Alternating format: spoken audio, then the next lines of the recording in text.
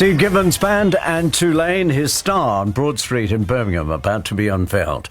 That's it for Sounds of the 70s. Thanks for being with us. Thanks too to Gary Crowley and to Paul Thomas, Fergus Brazier and Liz Barnes from Listen, who put the show together for Radio 2. Thanks to our studio manager, Nigel Dix. I'll be back with The Rock Show Friday night at 11 and more Sounds of the 70s next Sunday afternoon. Stay tuned for Rob Beckett. This is Radio 2 on the BBC Sounds app, on your smart speaker and on 88 to 91 FM.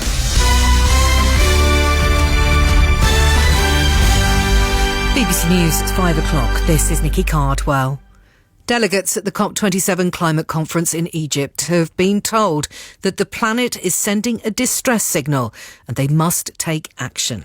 The UN's Weather and Climate Agency warned that sea levels were rising faster than ever and recent heat waves had broken records. Rishi Sunak will join the summit tomorrow.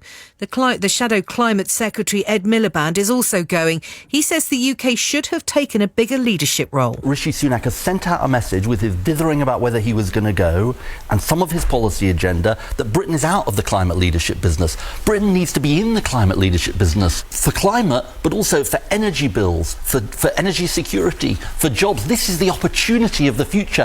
Downing Street says Rishi Sunak believes abusive text messages which one of his ministers, Sir Gavin Williamson, sent to a colleague were unacceptable. Officials confirmed that the Prime Minister knew about a complaint about Sir Gavin before giving him a cabinet job, but say he'd not seen the messages until today.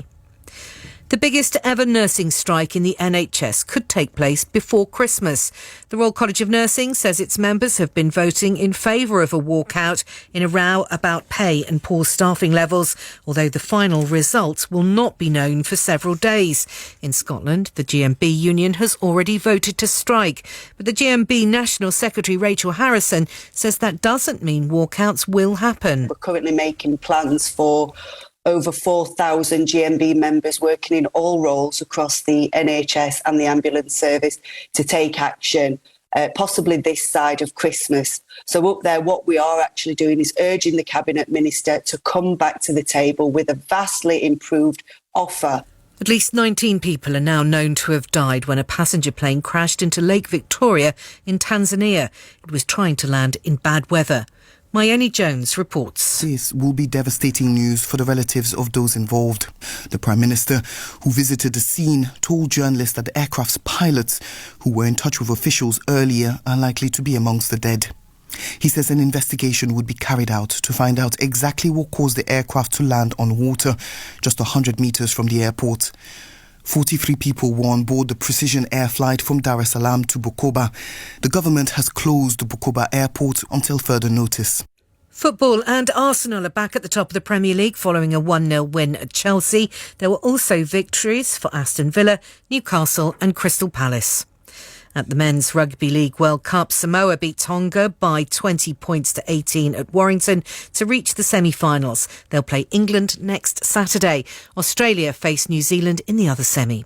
And the weather mainly dry in the southeast overnight with rain for the west and the southern coast. Showers spreading to most areas tomorrow with strong winds in southern England. BBC News, it's 3 minutes past 5. Orna's here now with the traffic and travel news. Nikki, thank you. It's been localised flooding affecting many parts of south-east England and East Anglia as well. And Glasgow, the M8 is just heading into the roadworks between 20 and 15, West Street and Townhead. Lancashire, the M65. So the latest is it was closed on the eastbound side between 13 at Nelson and the Cone roundabout. But it looks as though they've reopened all the lanes and the congestion has gone quite quickly. A little bit slow still through Barrow Ford as traffic diverted there. The M6 and Junction 33 at Lancaster South down to 32 at the Broughton interchange joining the M55. So queuing heading through that roadwork section again. So it was there last weekend as well. It's taking about 20 minutes today, so it's not too bad. Gloucestershire queues on the M5 northbound at 17 Cribs Causeway. It's back towards the M49 at 18A. There was a car on fire. It was on the entry slip at 17. And the M25, many sections were underwater or certainly lane closures in place. At Junction 24 at Potters Bar to 25 at Enfield, it's a breakdown in one of the lanes. accident. Then 25 Enfield to Pottersborough, and you've got the barrier repairs. That's after the accident, which cleared a while ago. Anti-clockwise queues because of flooding at junction 6 and queuing back to 7 now near the M23. Also lots of localised flooding in London. The A10 Great Cambridge Road northbound, that's from Waltham Cross actually back towards Enfield. There's a queue there because of that traffic slowing down in the water. Back with more for you in an hour. On the BBC Sounds app, on your smart speaker, and on 88 to 91 FM. Now, Rob Beckett. Thank you, Orna. Thanks, Nicky. And thanks, as always, to J-Dubs for tearing me up. I'm Rob Beckett. It's just gone 5 and we are live until 7 o'clock this evening.